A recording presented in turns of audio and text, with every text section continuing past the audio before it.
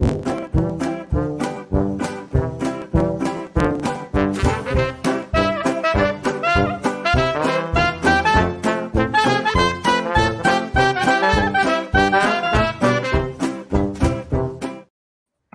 everybody, welcome to the Untitled, what is this show called? Untitled Theme Park Design Show. Woo! It's We're Monday. doing it again. What was that, Adam? Andy? Doing it again. We're doing it again. Together again. Folks, go ahead and comment. Let us know you're watching. Where are you from? What are you doing? How did you get here? We have a great show today. We're going to have a special guest waiting in the wings. They're in quarantine right now, away from us, but they are going to be on the show in a little bit. He's pretty far away from us. He's pretty far a bit. Yeah, it's pretty far a bit. It looks like we already have a lot of people who are already excited about our special guest today. Going to be talking about a brief history of interactive attractions coming up soon. But of course, let's pump the brakes a little bit. How are you doing, Andy? How are things over there? I'm good. It's been busy. I am very happy to be working on several projects. Hopefully, the trend continues, as we ramp up for opening attractions to the world again. Yeah, it's such a mixed bag of news every single week. We don't really know what. There's some good news, some weird news, some odd news, things that are reopening. So you pulled a couple news stories. So why don't we just go ahead and jump into the news and see what we got? I think the one that everybody heard about most today was that the big shakeup at Walt Disney Company with Parks and Resorts. Basically, everybody getting every park in the U.S. getting a new president and new consumer products. As you can see here, Josh Tomorrow, the one-time president of Disneyland, just last year, I think, he ushered in Star Wars Land and then moved to Walt Disney World, and now he has ascended to chairman of Parks and Resorts, which was Bob Chapek's old job. So, good for him, and really nice guy. I've met him before. I know a lot of people that know him and like him, so it's nice to know that a real mensch has filled that position, and the fans are super excited. Everybody's super pumped that somebody who really cares about the parks and resorts all over the world is in that position. So I think that's overall really good news. I don't know much about the other people. The new president of Disneyland, Ken Potrock. I don't know how you say it. Yeah, no, I don't know anything about them. I've read briefly about these people. They all seem, highly qualified, so I'm sure it'll be fine. But I think the big news is Josh Tomorrow ascending to Parks and Resorts chairman, which is great. There you go. I have no comment. I don't really know anything about that guy or anything. So, but positive news, good news. That's been I think if you look at the Diz Twitter, I think everybody was happy to see that. So, and then I thought an interesting article today from Robert Niles at Theme Park Insider, talking about what is going to continue on at Disney World and what's going to not continue on. And I thought the most interesting thing that he pointed out was the Star Cruiser, the Star Wars Galactic Star Cruiser Resort, is, I guess, apparently going to be furiously finished as quickly as possible to get that high profit margin, high dollar value to the bottom line for Disney World. As it's going to be sorely needed, in the coming months and years. For you're looking at what, $1,500 a night for a premium hotel experience with some show. But I'm sure there's high operating costs as well. But still, that's a lot of revenue to come in for 68 rooms. Yeah. Well, in 68 rooms. Yeah. I mean, any project, I want all projects to go as scheduled, right? So I personally have a couple friends that are working on this project. I haven't talked to them about whether or not they've heard anything. You just threw this to me a couple days, just right now, not a couple days ago. So that's good news. Happy to hear that. I'm looking forward to going to that hotel.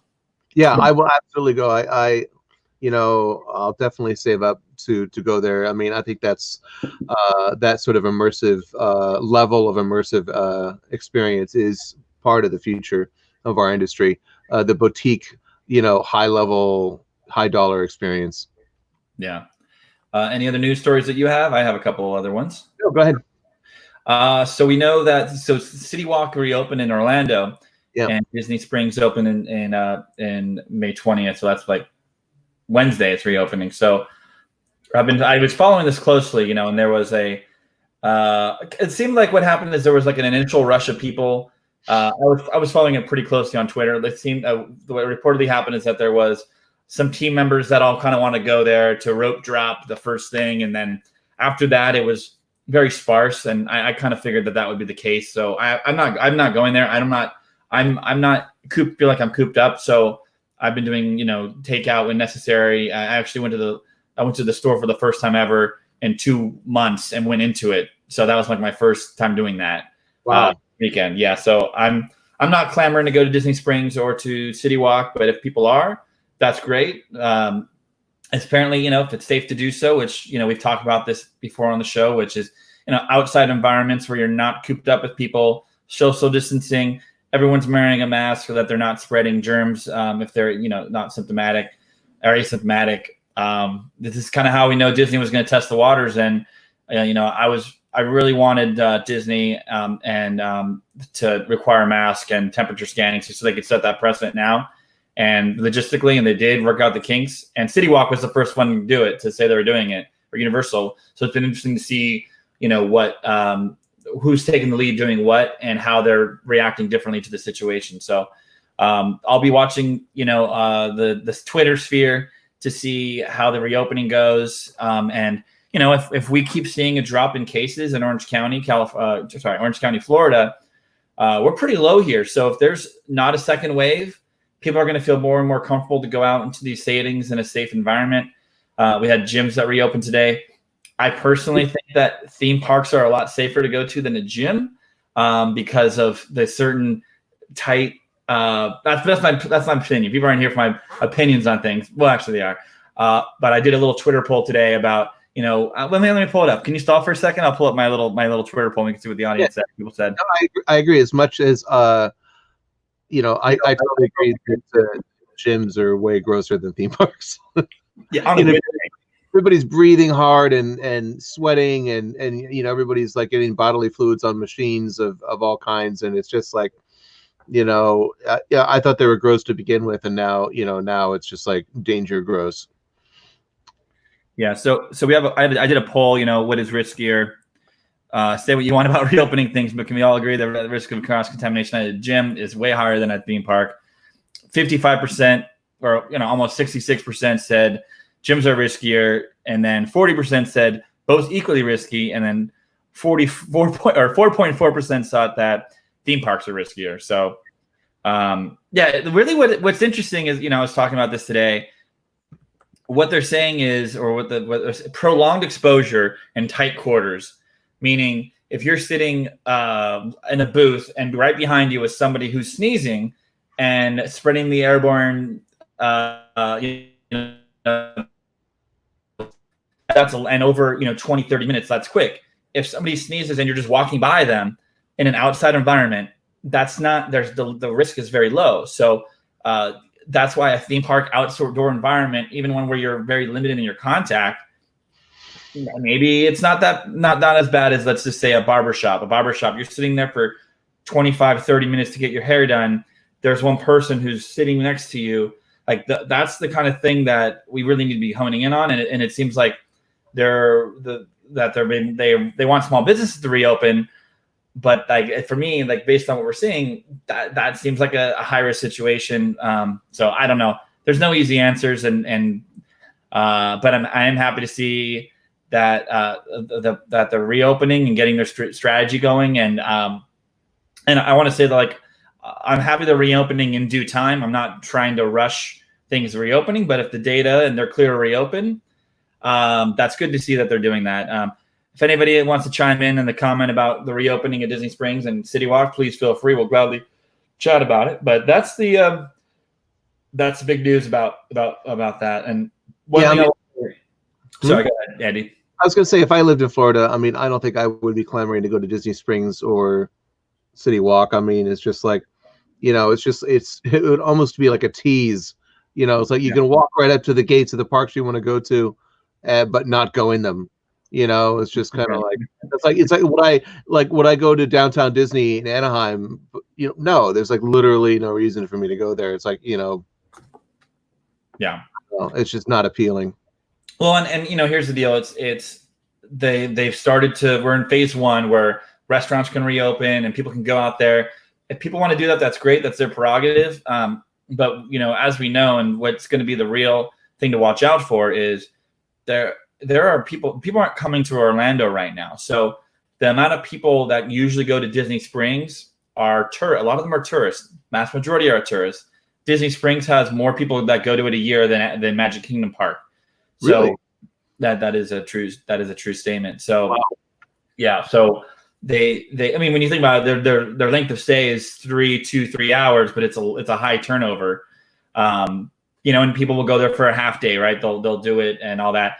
But if you don't have 60,000 people staying on property or whatever it is, and 500,000 people staying in Orlando, the amount of people that want to go to City Walk or go to Disney Springs, it's not really going to be that high. And I would also say that's going to be the same for the theme parks. So, as things start to slowly reopen, I'm pretty confident that people worrying about needing reservations to go, even if all of Orlando wanted to go to Disneyland or Disney World, that's just not really gonna. Even all the people that in Orlando that wanted to go to Disney World first day, it would not be enough to fill up the parks. I agree.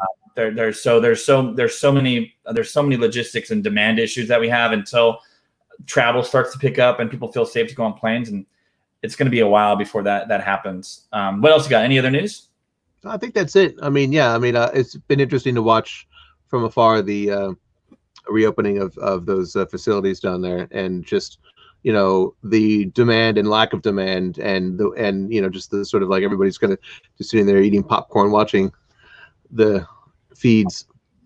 Yeah, I mean, and it's interesting because I think what we might start seeing is hotels may start slowly reopening at half capacity just to kind of get them to start working again. And you might have them heavily discounting to say, hey, come back, do a staycation at, a Boardwalk and hang out in the hotel. Like I have friends that are talking about like they'd love to go to Cabana Bay for the weekend and just relax. And even if the park's not open, like they want to get out of their houses and feel like they're on a vacation. So it's just weird times, it's very weird times, very weird times. That much is certain. So let's see. A Narnia expert, Disney Springs R&D could also be a model for reopening the Magic Kingdom. What if phase 1 of the Magic Kingdom opened on Main Street in the hub? This way people could shop and get pictures about the castle. So we talked about that on like a few shows ago. I'm going to take this off just because it's covering our faces. Like, remember Home Improvement? Yeah. I think Epcot could open World Showcase as an outdoor, RD&E, and have a fireworks show and have people walking around and people would go. Like, I think that would be a good thing to do, like a nighttime thing, open it at 4:00, have social distancing in place, but have tents outside. And you could at least start having people. I would be interested in going to something that, presuming the numbers are low.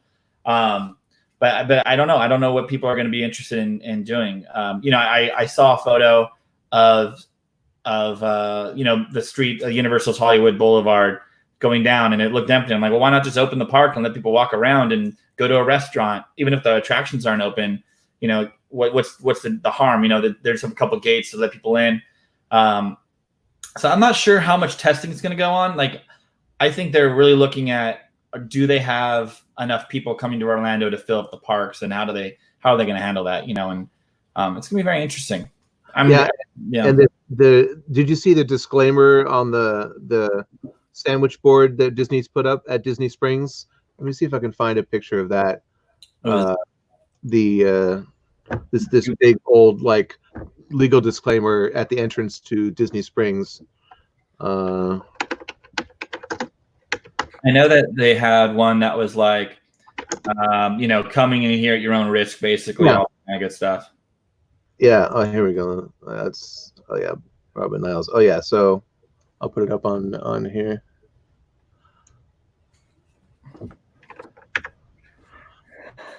So yeah. An inherent risk of exposure to COVID-19 exists in any public place where people are present. Yeah. So Yeah, Disney Springs. You voluntarily assume all risks related to exposure to COVID-19. Yeah, so basically they're saying like you can't sue us if you come here. Right. You're on your own. So we'll see what happens with that. I'm going to be staying tuned. I'll be watching from my home. But hey, here's the end thing. If nobody's there, you might have people that say, oh, maybe I'm comfortable to go to the boathouse. You go on the boathouse, watch the sunset, have a drink by the dock. You're all outside. You're able to social distance. Maybe there's going to be a sweet spot where it's just not crowded enough where people feel comfortable to have space between people. Maybe so. Oops, let me pull that down. So let's go ahead and talk about let's bring on our special guest. Why don't you give him a nice introduction? I'd love to. Our guest tonight is a very good friend of mine who I met working on the Dragon's Wild shooting attraction at Lotte World in South Korea, an interactive dark ride shooter. And he's here tonight to talk about interactive attractions. And please welcome Etienne Sainton. Hey. Sainton? Sainton, hey, how are you? All the way from Brussels, Belgium, where it's 3 o'clock in the morning, and we really appreciate you staying up this late. Oh, that's my pleasure. That's really fine. So thank you. Yeah, thank you for coming on the show. And 3 a.m. It's quite nice of you to do that.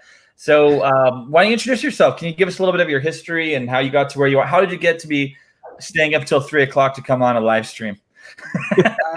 Well, because of Andy, like most of things at the IAPA related or theme park related. Let's see, I started in Alterface 8 or 9 years ago, and I was a software engineer. I went on a lot of rides to install them and program them. That was great. That's where I met Andy for Dragons. I don't know, I worked on Dragon Wild shooting, most of the Justice League ride for Sally Corporation. And then I moved a few years ago to R&D and now to product development. So I'm mostly involved on working on the new concept, new product. Kind of the future stuff that we are trying to do now. That's great. Cool. Well, you're working directly on like thinking about the future of interactive attractions. That's great. Yes. Yeah. That's your job is to make the future. So do you want to talk about? Oh, sorry. Go ahead. Oh. So do you want to talk a little bit about what Alterface does for those that may not know? Sure. So we do mostly interactive attraction and mainly shooting systems. So there is a good chance if you have done an interactive dark ride in most of the regional parks that you have used Alterface shooting system. We do some turnkey project, like we just did one in Walibi, Belgium, Popcorn Revenge, or we can deliver technology. We do that a lot for Sally Corporation. Mm-hmm. Cool. So you guys you were keen on talking about the history of interactive attractions. So I'm going to go ahead and I'm just going to sit back, relax, and enjoy this. Please, of course. You guys. It's still go ahead, Andy. You're breaking up a bit. Oh, sorry. I said please do feel free to chime in. It's our chat show still. True, very true. So let's go ahead and throw this up. So take us through a brief history of interaction, maybe the history of it. Let's hear it. Etienne, do you want to start with the shooting gallery, with this crazy movie shooting gallery? Sure. So I did a little bit of research for the show, and I was trying to pinpoint what was the first interactive theater per se, not like a physical shooting gallery, but where you have to shoot on a movie. And it happens that the first one that we have knowledge of for sure is from 1901. And so people were actually shooting with real bullets on a projected screen. So like the guy you see on the top left is rotating like sheets of papers because you make a lot of holes when you're shooting. So at some point it starts to be difficult to shoot. So he's just rotating the paper. So you have a screen which is never ending and you can always shoot on that. I was quite impressed by it, I have to say. So looks like it's just like it was people like shooting little 22 caliber rifles at a movie screen, basically. How did they keep score? You know. I don't know. Oh, so they actually mentioned that there were two ways. So either you had a very old system like a magic lantern, you know, where the glasses are rotating. And during the rotation, an operator was circling the point where you had a hole. So when the rotation was coming back, you would see if you were correct on that. And for the real movies, they started to have like metal plates moving behind in sync. So your bullet will make a small impact on it. That's cool. Yeah. Yeah, it was pretty advanced. I mean, it's not really far off, except for using, you know, rifles from what we have today. Yeah, except from a small safety issue, but yeah. Yeah. Well, you know, whatever. You know, they had BB guns at shooting galleries, you know, for 100 years. So Yeah. Oh, How many how many- I have no clue. So Yeah. what came next? just be a flesh wound. Yeah, just So, you know, flash forward then to you know, maybe 80 years later, and we get the first, what would you call this, Etienne? The first interactive dark ride? I guess the first concept for an interactive dark ride, or at least that was the first official model release in 1986 at the IAPA trade show by Sally Corporation. That was based on the Ghostbuster animated series. And Lauren Wood from Sally Corporation has been nice enough to just send me all of this picture for this very old model. I think it's really nice. They even have the training room and explanation and everything. I was impressed by that. Briefing room here, and yeah, it's a pretty detailed model for a concept too. Yeah, so that didn't open. That was really their way to market their new product in '86. So I think that's the first official dark ride, interactive dark ride concept we have. And you can see that looks like there were 2 guns on each car, or 3 sometimes, 3 guns on each car, and they were like tethered like Buzz Lightyear, original Buzz Lightyear style, to the car, or just like and that's like it's train of 4 cars. It looks like. Yeah. Oh yeah. This is a train of 4 cars. Yeah. So that would be a good throughput as well. Yeah, it's interesting. Anyway, so you know, it was then what, almost 8 years until we saw, what is this again? No, 2 years actually. So that's 1988, and that's I have it. That's in Bobbejaanland in Belgium, and the dark ride is called El Paso, I believe. Yeah, that's it, El Paso. They opened it in 1988. I believe this is the first interactive dark ride. I've not found anyone which opened earlier. If someone has one, I would be really interested too. Yeah, I don't think it's open anymore, is it? Yeah, it's still running. I just checked yesterday. It's still on their website and everything. Huh. And look at that scenery. It seems big as well. So this was the first interactive coaster that I can find anything of. And this is synchronized with movies. So we don't see it here, but I found a very old article. So this is from 1994, and that's in Joypolis in Japan. That's not the one which is currently open in Tokyo. That's another one which closed since. I have no clue how you were supposed to interact with the screen. Yeah, it looks like maybe these guns right here at the front. I don't know. And yeah, I mean, and I wonder what the media looked like. I wonder if it was animated or live action. I wonder. I mean, that's 1994, so if it was animated, that was probably not a very good res. So probably live shot? Probably, yeah, probably live action. Then we've got the first Sally interactive dark ride that they actually built. Yeah, correct. So that was in 1995, and that's in Family Kingdom in Myrtle Beach.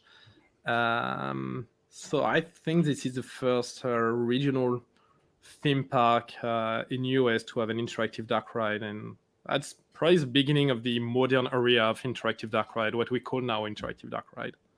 So I know that Buffalo Bills resort at State Line, I think they have like an interactive flume ride. Now the resort opened in 1994, but I don't know if that they had that all that stuff like the shooting gallery aspect on it. Oh, that was an overlay that was done years later. Fair enough. Yeah. But now that we talk about that, I'm wondering about the one in Branson, Missouri. They have a boat ride, which is a shooting gallery as well. I'm not sure how old that is. We need somebody fact checking this. Well, we just wanted to, just give a brief history of, like how we got to where we are now and what the future is. But no, for sure, it's good. And then of course the one that everybody knows, which is the first Buzz Lightyear at Magic Kingdom in 1998 with those giant Fisher-Price guns. Yeah. Well, that's fitting because it's a toy ride. Right. Oh, for sure. we all know and love the Buzz Lightyear ride, and then of course 2 years later, the Men in Black ride, which we all know and love. So yeah, it's great. So if you want to go back, I worked in operations at Buzz Lightyear. So just some interesting. If you want to go back one slide. Yeah. So a couple things that are interesting. So the Buzz Lightyear at Disneyland opened, I think in like 2003 or 4. And they chose to remove to unholster. So on these ones, like you're kind of latched onto it, so you don't have a lot of mobility. At Disneyland, which more a lot of people are familiar with, they have like a little cord and all that you can kind of shoot wherever you want. And there were some improvements where they would. Sorry, I got distracted by this comment. Where in the Disneyland version, you had different points that you could get based on the type of shape, which was a pretty cool upgrade too. And then, Buzz Lightyear opened with the PC game where people at home could activate special targets for the parks. Are you aware of other attractions where people at home could interact with in-park guests? No, I'm not. We looked at that a few years ago for a job, and we didn't find anything doing that. And I don't think that feature stayed a long time. So I'm wondering why. I'm wondering if people were not aware of, or that was technical issue, or... I think it's Disneyland's operating 1,800 people an hour through that attraction or so, and like you just don't have that many people at home that are. When they were trying to do it, I don't think there were that many gamers that were interested in doing that. Now, if you were maybe in the queue and it was like part of a Disney play and you had a little bit of a window into what we were doing, like if you can't see that interaction and you can't see that you're helping somebody, and it's like this, they're just telling you, hey, you're helping out people. I think that might be the disconnect. But I think that like there's still room for that, especially when it's like full immersive attractions. Like if you really had a whole persona that you could take home with you, and then when you went to Smuggler's Run, it affected your mission, things like that. Like I think that would start. That's the kind of interactive activity that'd be kind of fun. But it was definitely. I think it was worth testing. Probably for a pretty limited amount of exposure for them to just see. I remember, you'd exit out of the attraction, right, and they would say, play at home here, and how many people wanted to do that? Like write a URL down, or you'd email yourself your own picture, things like that. But it's social media wasn't like it is now, and certainly there were still a lot of people even on dial-up in 2003. So, I remember trying to log on, and like I don't think I ever successfully logged on to that to participate in it, and I've tried. But I'd love to see something like. Like when you go to a water park or the splash battles where the people off board can control water cannons and shoot people on the lazy rivers and shoot people in the splash battle boats and things like that. I'd love to see the dark ride equivalent of that. Yeah. Cool. Yeah. But moving on. So Men in Black, which isn't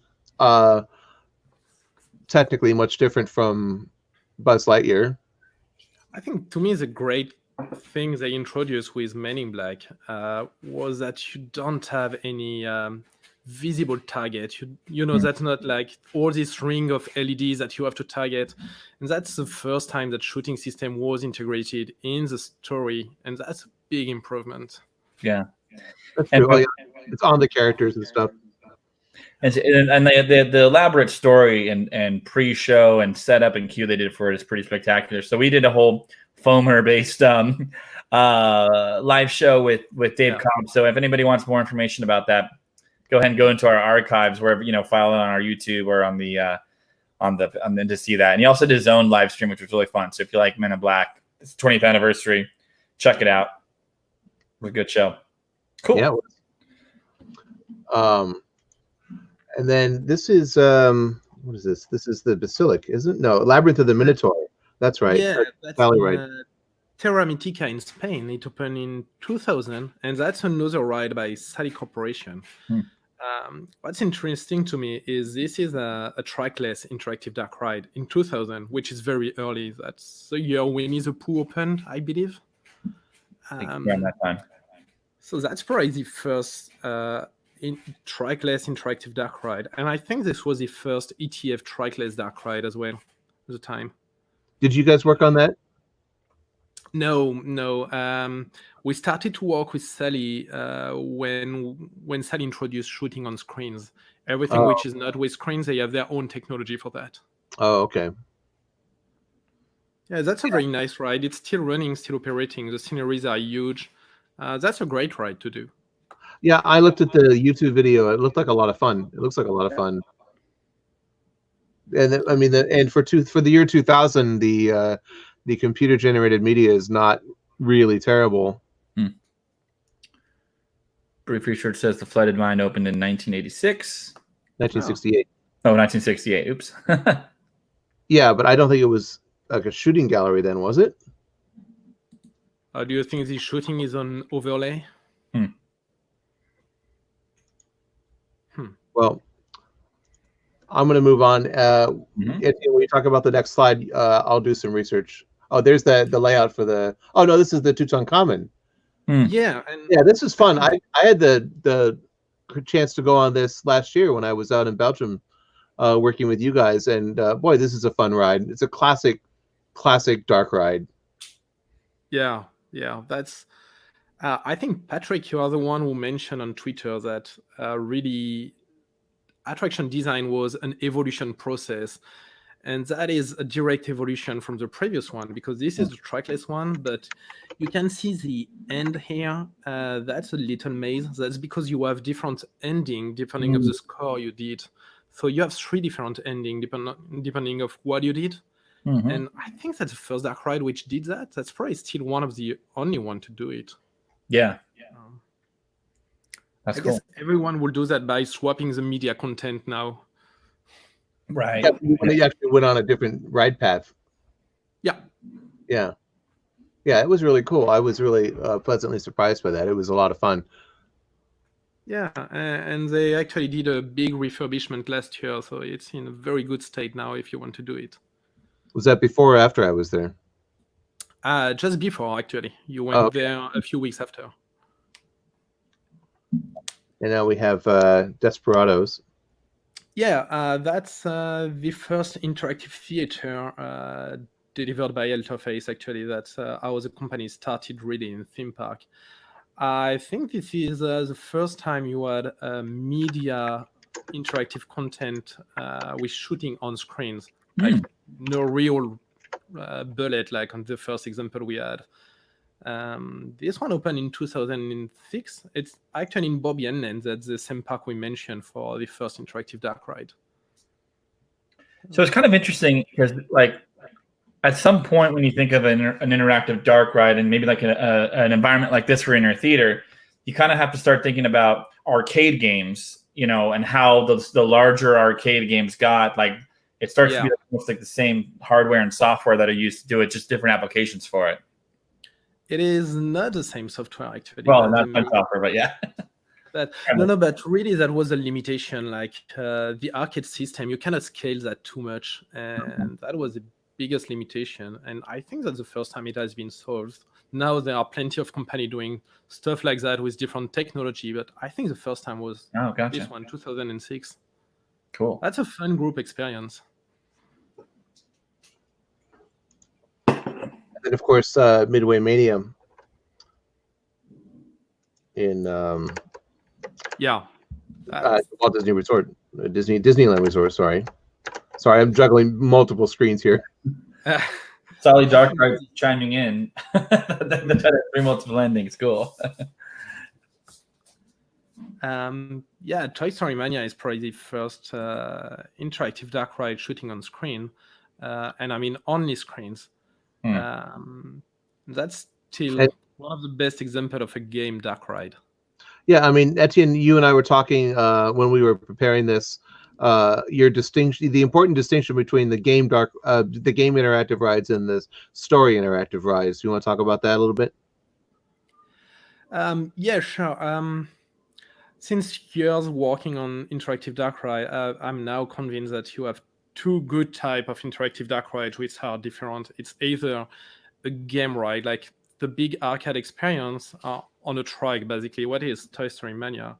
I know that most of the theme park fans are not a fan of that, but when you watch at the queue line and how many people per hour you have, there is no doubt that this is really popular. The other option is to do really a story dark ride and to integrate the technology in it properly, not just slap the technology. And that's why I mentioned Men in Black. I think Men in Black is the first one which did it great. I think as soon as you start to design a dark ride and just try to slap technology on it, that's when you start to have not a great dark ride, I guess. Yeah, I'll agree. Yeah, it's like technology for the sake of technology. Yeah, and I think that Toy Story has to be one of the most copied formats as well, too. Yeah, we've seen at IAPA, we've seen like direct lifts, in China, that's like literally copies of the vehicles, the guns, and the concept, and like everything, direct lifts. Yeah. But so then we've got the first interactive dark ride with screens and targets, which this is one that I'd never heard of before. Really? That's in Mirabal India, which is in Italy. That I think this is the first dark ride that Alterface did. What is interesting is the technology allows to shoot on screens like Toy Story Mania did, or on physical targets like previous dark ride did. That's the same technology which maps everything. And I believe, again, that's probably a little bit geeky to talk too much about technology, but that's what allows you to blend the interactivity in the story and allows you to shoot on everything, which is a very important step. Can you talk a little bit, without revealing too many trade secrets, exactly how the Alterface technology works, where you can shoot screens and show sets and animatronics in the same space? Yeah, sure. So basically, we have a camera which is recording the whole scenery, so we know where people are shooting, not only on screen but everywhere, because we record the whole interactive area, and we just remap the coordinates like that, basically. Is it like infrared, or is it just visible light? No, that's infrared. Okay. Again, that's great because it means that you don't need to have one of these red dots. Sometimes it's great for helping you to aim, but sometimes it just kills the interactivity or the theming or the story. It just doesn't make sense. Well, this one looks really interesting. Is this still running too? Do you know? Yeah, it is. Looks like it's got some good scenic. It's reminiscent of like Escape from New York. Yeah. It looks really great. I've never been on that, but it looks really great. And that's with a Mac Ride Omnimover system. So. Oh, okay. Wow. So we have some Legos. Yeah. Well, this is the first regional dark ride to screens and targets, Kingdom Quest. Yeah, I mentioned that because so first it is a very small dark ride that you have in FEC. So that's probably the first time that FEC would have this kind of dark ride. Oh yeah, that's the distinction, is that it's FACs, yeah. Yeah, that's the Lego Discovery Center. It's not the Legoland dark ride, it's a Lego Discovery Center.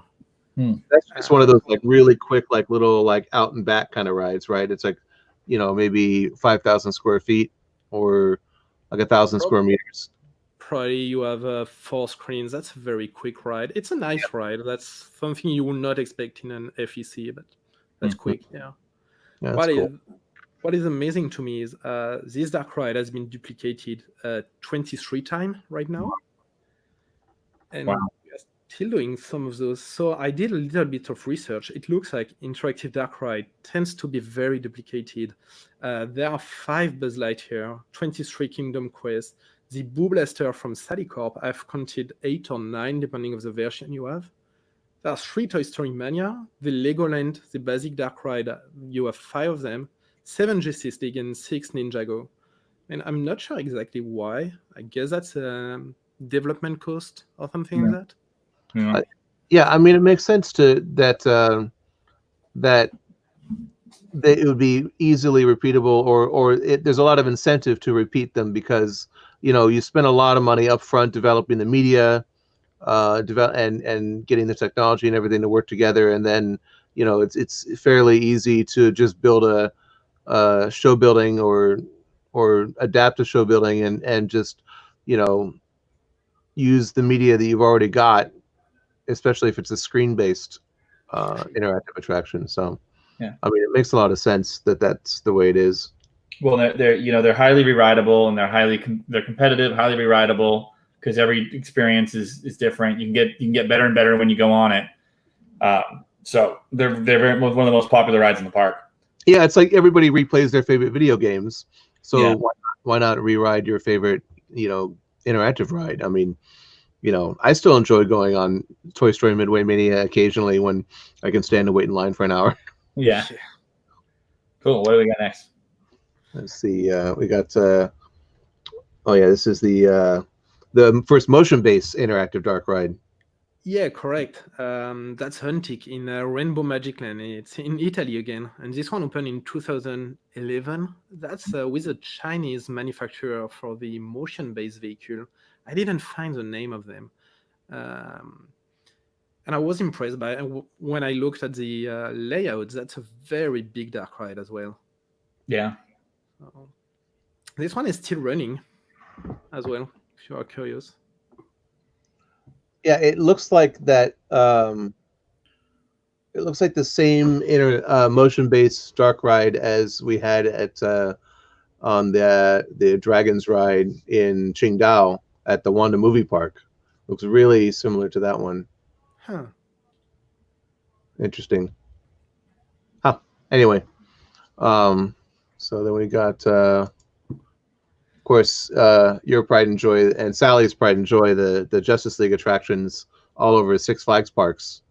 Yeah, and I mean, most of the fans are in US, so that's probably what most of the people are aware of, talking of motion-based interactive dark ride. That's a very nice design dark ride with a good mix of screens and physical targets and animatronics. I think it's a really good combination of IP, really good use of IP and technology. As difficult as it can be to shoot targets on a moving platform, I think that accuracy doesn't really matter so much on this one as much as it is just fun to interact with the villains and stuff. And we had to do quite a lot of testing and R&D and improvement even before we had the ride for targeting on a moving platform.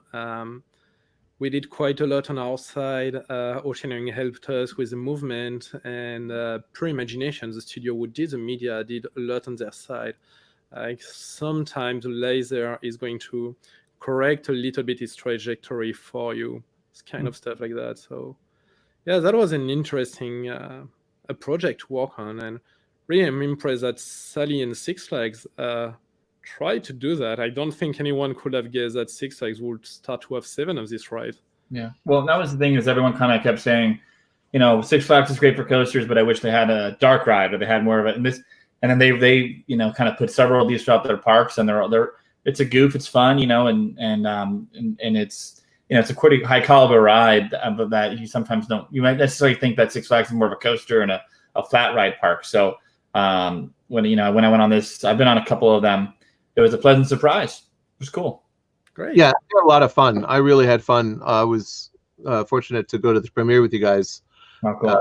It was a few years ago, for the one here in Los Angeles.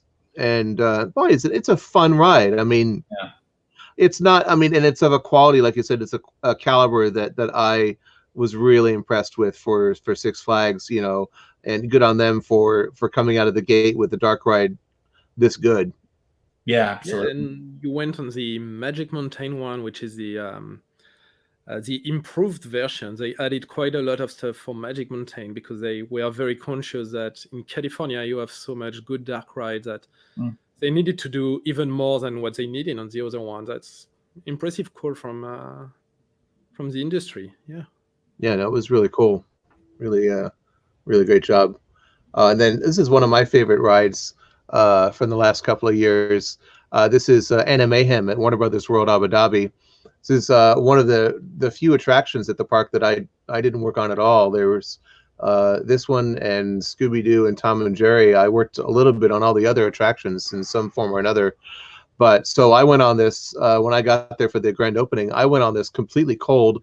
I had no idea what to expect, and boy, is it fun. The media is really, really great, and the interactivity is really fun, where you're scanning packages with your package scanner and dispatching them to, you know, turn into points essentially. But it's a 3D interactive screen-based dark ride with some targets as well, physical targets.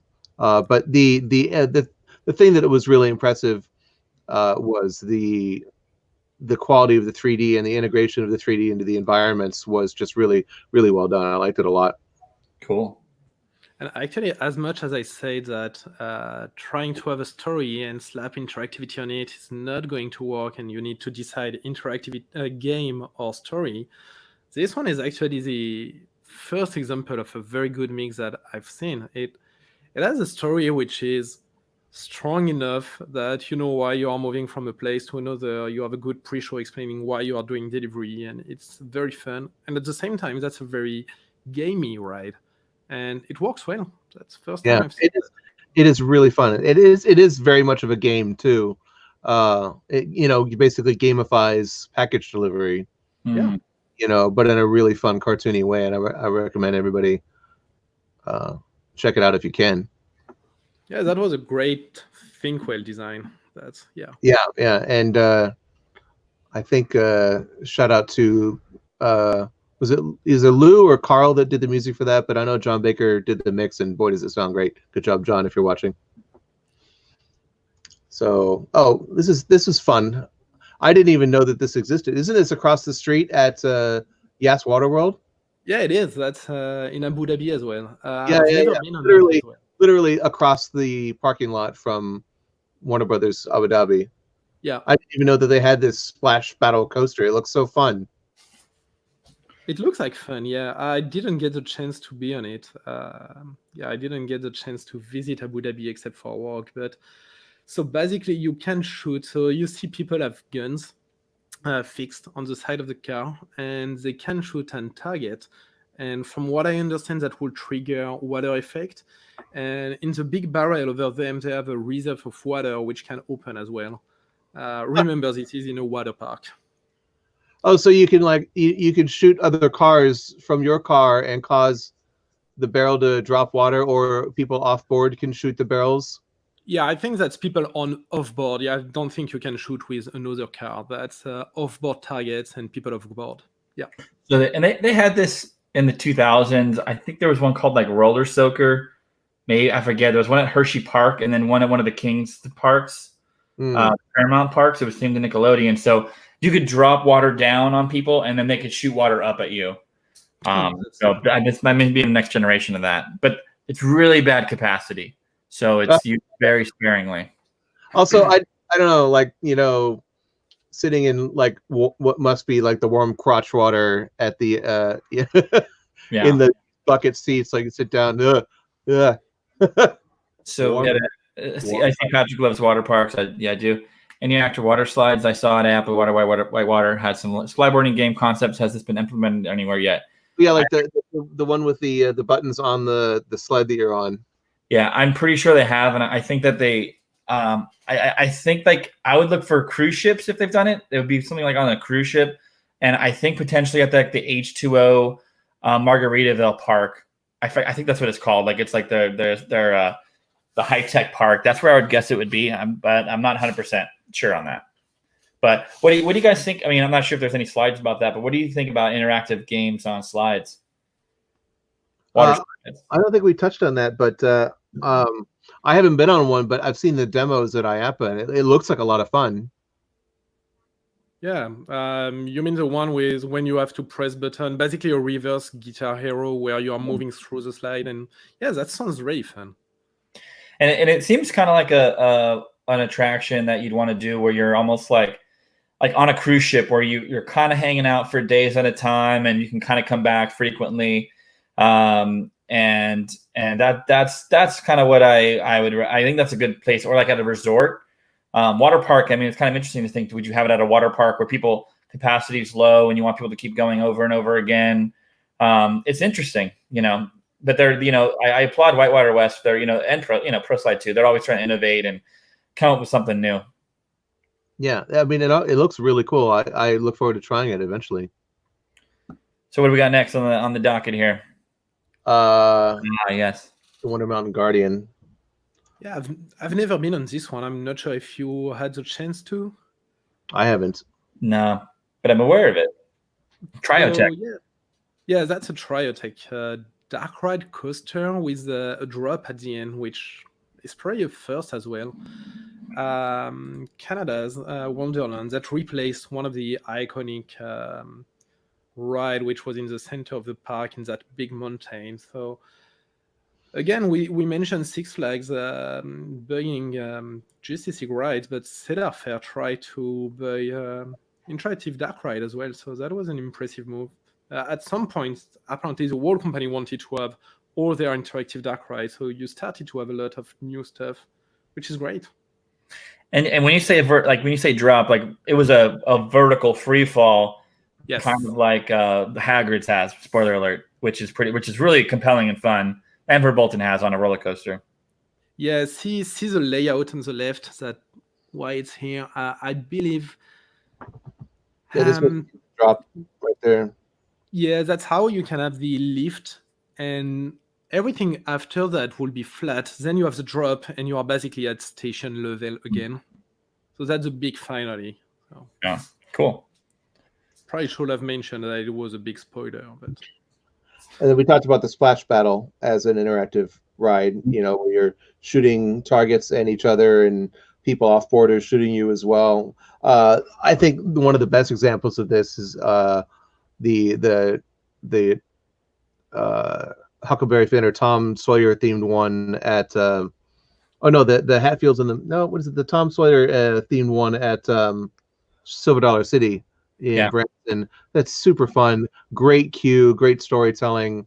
It was a lot of fun. It looked really cool. You're on these sort of rafts and everything. It's a lot of fun. That was my first interaction was at Silver Dollar City with that, and I was like, "This is a really fun ride system. I've never seen it before." It's super fun. Yeah, that one's like recessed in the ground, like a boat floating by, which is really cool. And they have ones that are like these that are a bit up above, kind of like a monorail system. Yeah. So Max has a Twist and Splash, which is like almost like a teacups ride where you're floating, and it's pretty complex, but it's fun to look at. Yeah, that's really fun as well. Yeah, that's very dynamic. I love these well-themed splash battles because it's great for people when you're on the ride. Great to watch your family participate in it. It's a lot of fun. I think it's such a great idea. Nothing better than watching your friends get splashed in the face. Yeah, there's nothing better.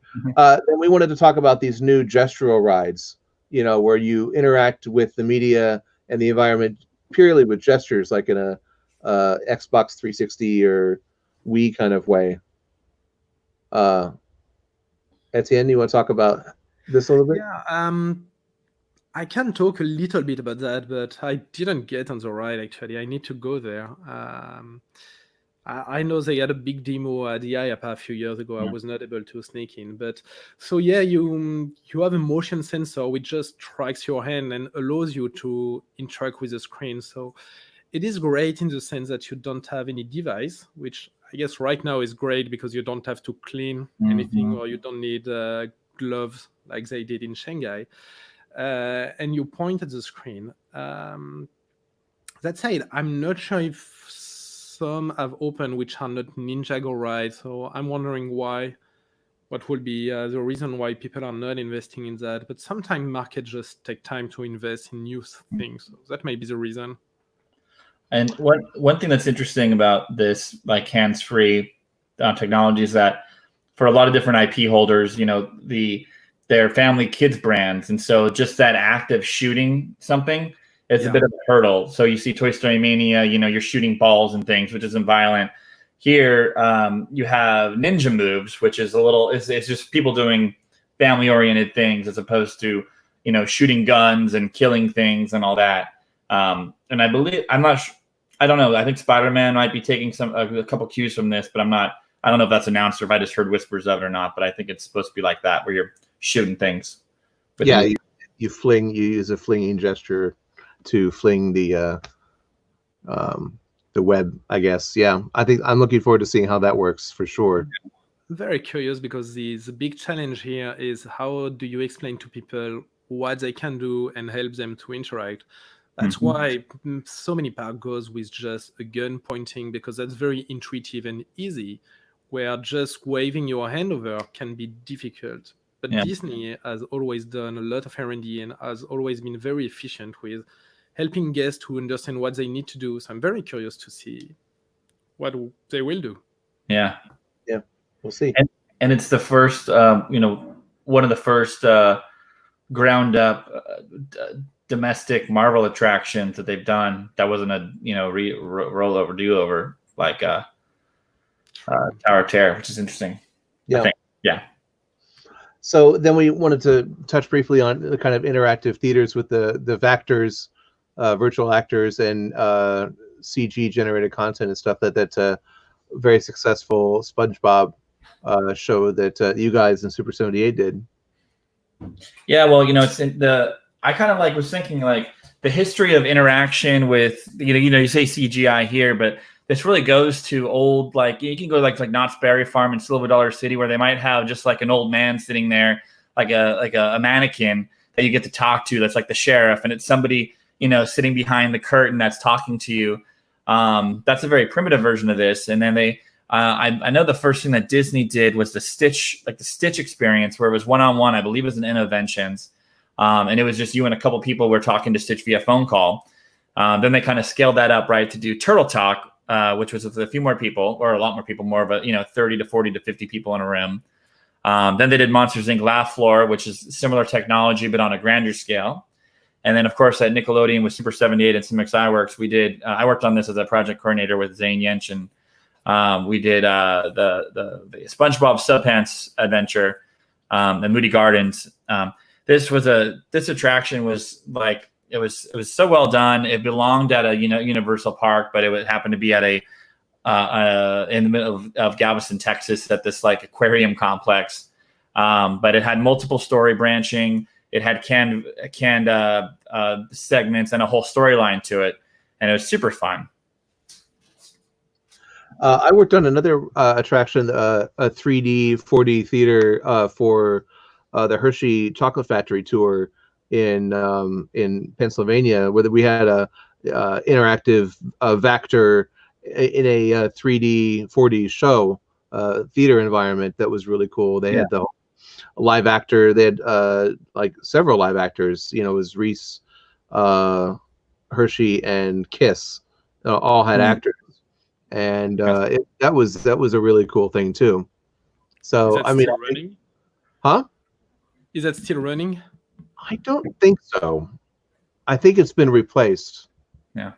Oh, okay. I'm trying to remember what it's called. It was I can't remember. I don't know. That's well, and the whole, it was almost like a period of time where Disney kind of played with having the guests being able to interact with animatronics. So you had it at the end of the Monsters Inc. attraction at California Adventure. And then Midway Mania, you had, the person that was kind of puppeteering or doing segments for Mr. Potato Head, who could interact and say, hey, you with the funny shirt, what's going on? And they had a bunch of canny little systems. So they played with it for a little bit and found value in it.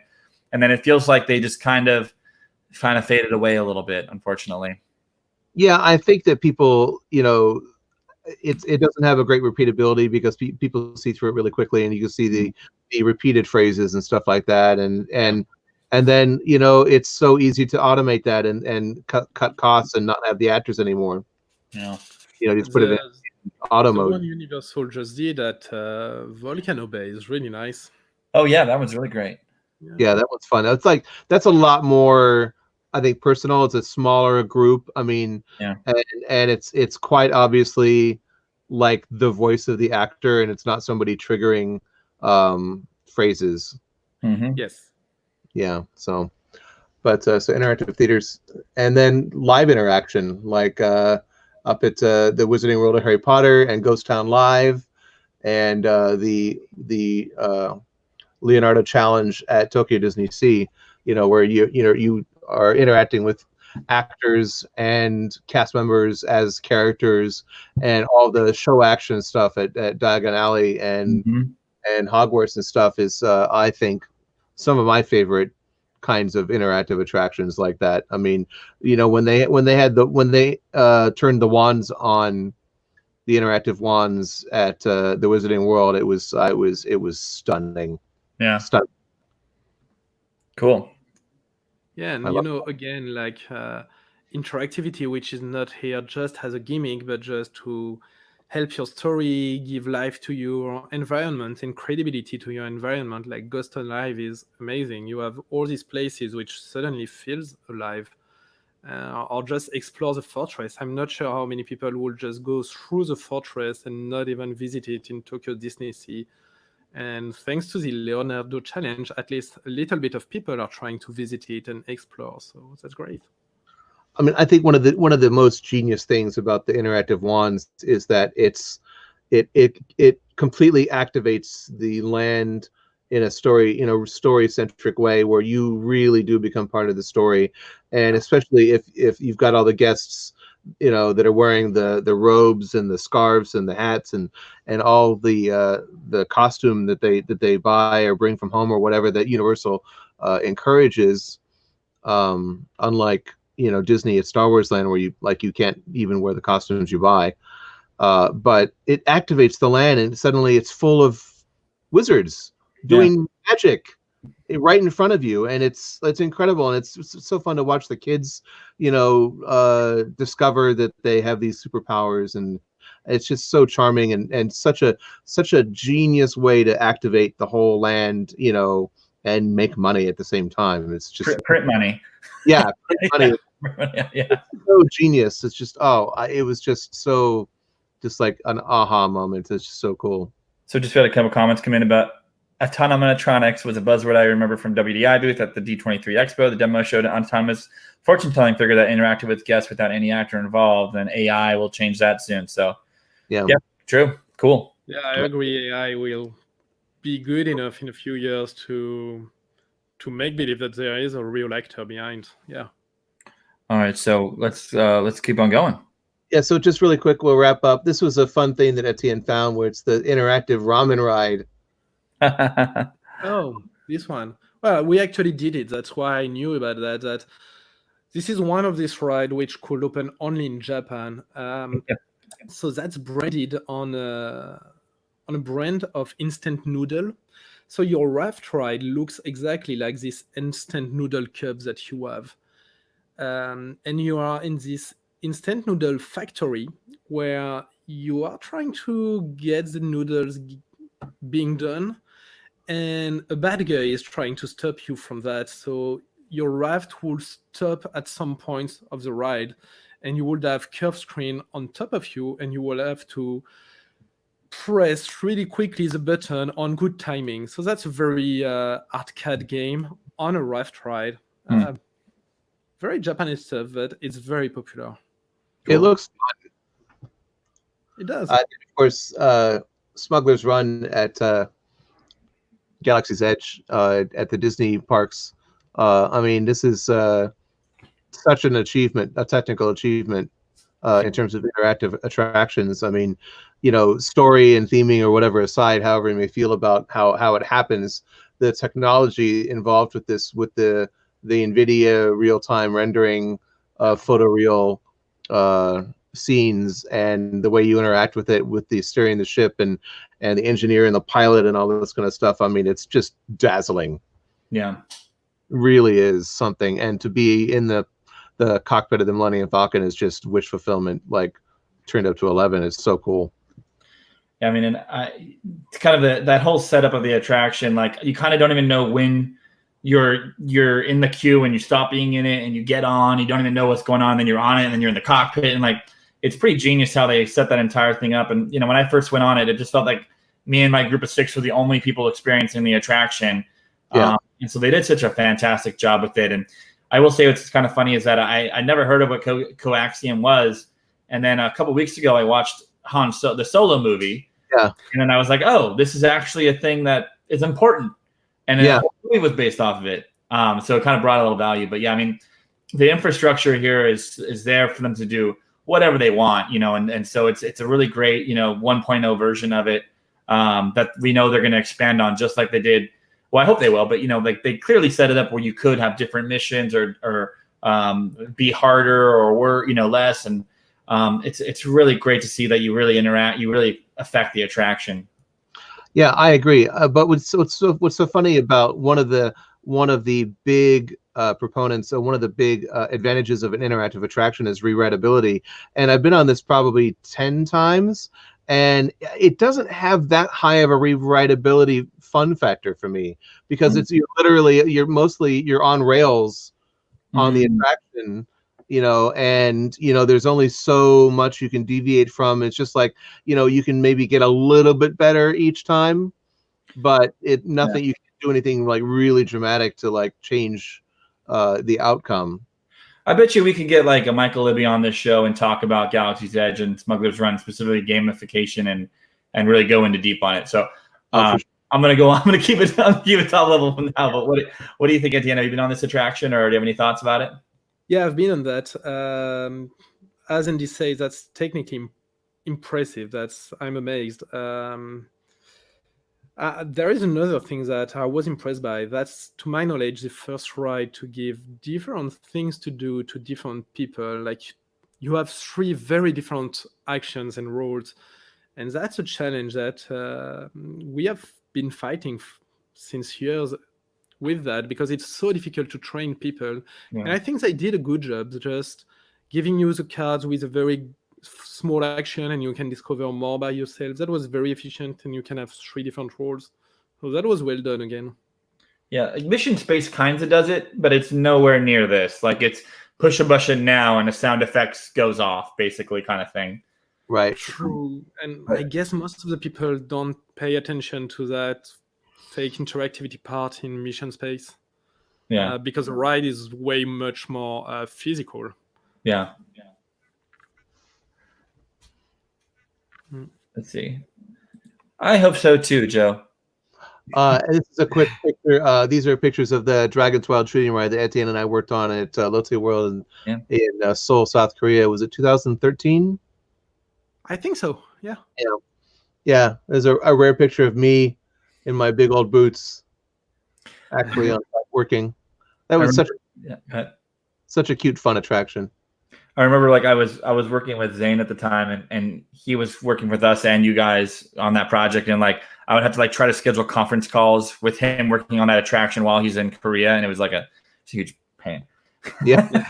He's like, I'm available. He was up at like 3 a.m. and all that kind of stuff, and it was time. And we only had we were there for 2 weeks, and we had basically 2 weeks to dial in the media and the audio and the music and everything. And the lighting, that's where I met Steve and the lighting designer, Steven. And it just like everything was happening all at once, and like everything had to be done in 2 weeks, and it was crazy. Yeah. It was kind of magic to see a ride turn on so quickly. Yeah. Like every day you came by and new stuff were here. That was great. Yeah, it was something else. And this is Symbolica, yeah? Yeah, that's Symbolica. It's a little bit of interactivity. Yeah, that's not properly an interactive dark ride, but you have a small part of interactivity. So what they did is the first row, and only the first row, has a share screen on the middle. It can be used at multiple places. On some places, you can rotate your car left or right. So like the top part will rotate. But on some other places, you will stop in front of elements and you can play with the elements. So see on the right, on the top right, that's a little bit dark, but those are two armors.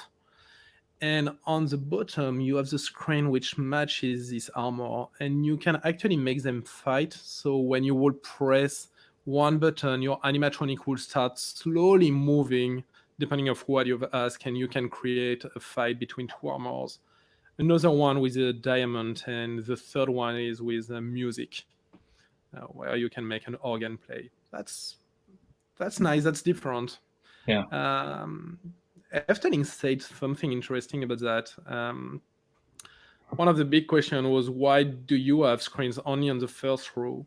And their answer was that basically they, after asking to a lot of people, they have understand that kids and teenagers want to have interactivity where grandparents and parents want to have just a contemplative ride. And Efteling has a broad range of people. So they made the choice that people are going in family and they are going to sit kids in front to have fun with the interactivity, while grown-ups will just enjoy the scenery and the story. Yeah. Cool. What's up next? John asks, curious how the tech has changed since Dragons. I'm assuming you mean like the shooting, the interactive tech. I'm not sure which one, but I mean, as far as I understand, it's not too different. No, that's basically an evolution of it. We are using a software which can correct more stuff and things like that. But Dragon was actually a big evolution. That's the first time we were able to map moving animatronics. So whatever animatronic is moving, we can just map that. We don't need any IR or electronic on it. We just record it. That was a big improvement that we did for Dragon. Since that, more improvement have been done. Like this has been crossed with the screens, and that's how in Magic Mountain you can have an animatronic which is moving with projection on it, and we can shoot on the projection on a moving animatronic. So, yeah. That's so impressive. I mean, that's really cool. I mean, it's basically sky's the limit then with like interactive dark rides. Yeah, so every time it's a new step, every dark ride asks you for a new thing, and you discover that, oh, maybe because we do that, then the next step will be to do that. And then you pitch customer to do it, you finance that, and you move to the next step each time. Well, it's a good example of, story leading technology. Like, you make these innovations because somebody comes up with the story for the dark ride and the situation in the physical world and the media world that is driven by the story. And then you have to innovate. Yeah, I think a great example of that was for the first ever Justice League, which is not in US or Six Flags, that's in Australia. There is a fog screen at some point on the dark ride. The fog screen is not interactive at all. It was not supposed to be. But there has been some delays in construction, basically in the ride system. But all the AV was here, and Rich Hill, the designer at the time, with the designer of the Justice League ride, said, that would be so cool to just be able to shoot on the fog screen. So we had spare time, we had the hardware, and all the AV was plugged. So we just recalibrated stuff, tried it, it was working. We didn't use that in Australia because the whole ride was designed already, but that's how we was able to use that for the next Justice League ride. So that's a little bit of luck, trial and error, stuff like that. That's cool. I didn't know that story. That's great. And then really quick, we want to talk about the future of interactive dark rides. This is the popcorn attraction that we worked on with the what you guys call the erratic ride system. Yeah. Yeah, I don't know if that's going to be the future, but I think for me, it's one try to be the future where interactivity can guide more and more stuff. So here you see the cars can move from one room to another, and they always come back to that big roundabout in the center. What is interesting is the car never doing the same path. each car will have a different path, and we can determine that and synchronize that in real time with the game system. So now with ETF, we have done a lot of R&D, and we can actually direct new paths for the cars again and again, which are not even pre-calculated. They can be calculated in live. So depending on what you do and what others do and what cars are having delays or stuff like that, we can adapt the whole show now. So we will see, but I think that's a great example of technology helping the story again. I think that's one of the big reasons it won the Thea this year. Because you literally have to go on it at least twice to see all the media and to see to experience the entire attraction. And I saw this at IAAPA. I saw I love little models, and I kept going back and looking at the model going around, and I like the premise. I like how it's to have the little just going into different movie theaters. Like the premise is pretty solid.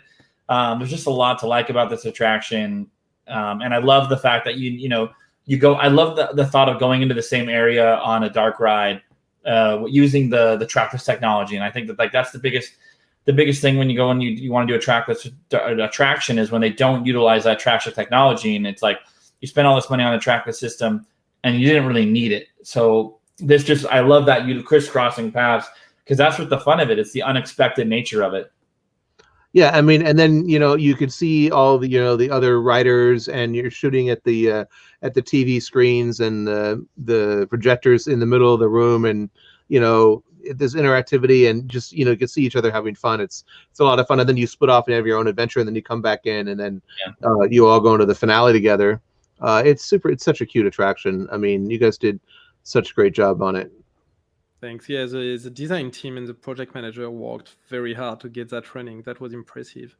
And talking about trackless ride, one of the things I really like in this ride, see that center room on the left, the floor is really nice. You don't even see a wire. That's one of the things that trackless technology will allow you is you put the wire first, then you put all the floor with all the theming on that. And because of that roundabout and the fact that you don't know where you are going, because you don't even see the track, that's a total surprise for visitor. That's great achievement. Cool. Yeah, and it's really disorienting when once you go in, once all the vehicles in that room, the curtains all close, so you lose track of where you've been and where you might go. It's a magic trick. It's really great. Cool. So more of the gestural kind of stuff we were talking about as a possible future with the Lego, and then to wrap it up, the expansion of blending show sets and animatronics and media and registered projection and all that kind of stuff that we see at Buzz in Shanghai and Cup Fusion, the new Reese Cup Fusion ride at Hershey Park that you guys worked on. Yeah, that's a Sally Dark ride. Again, these two are using technology to blend in the theming, and here mainly they are using very small LCD screen with very small computers. So you don't have that LED blinking, but you have a very good feedback, which gives colors from the players. That's just better gameplay. So for a game ride, that's a very good solution. Yeah, and then more non-traditional interactivity methods like the wrench or the wand or the flashlight at the Monsters ride in Tokyo. Mm-hmm. Yeah, like you mentioned, Patrick, not every park wants a shooting system with guns and all the violence behind.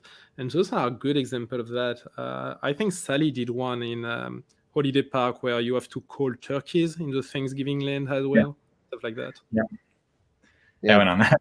Well, yeah, it's interesting, because there's an interesting line here in regards to interactivity and gamification, which, are buzzwords in the industry, which is, the Monsters Hide and Go Seek attraction was, you had a flashlight, and if you shot targets, there was interactivity around, and I don't believe you get a score for it. It's just about activating the scene. I thought that was a really interesting take on it, that it wasn't necessarily all about scoring points and all that. And it's also a little more natural, thematically speaking, the idea of getting points and all that. There's always some sort of conceit that you have to do or just completely let go of it.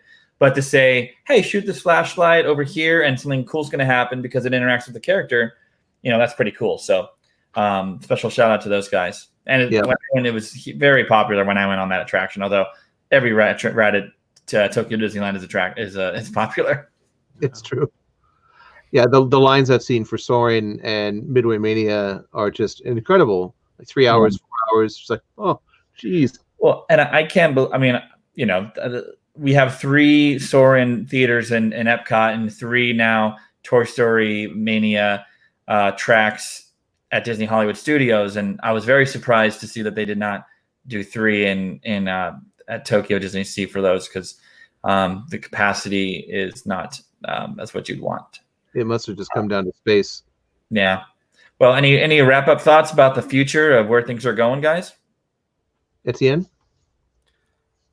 I think again that's mostly going to be evolution. So the big challenge is how can we make stories competing with shooting system? How can we make sure that shooting system is not people just looking at stuff to shoot and not following story or being involved in it? So I think that's why better integration, better story evolving thanks to interactivity, that's the key to it.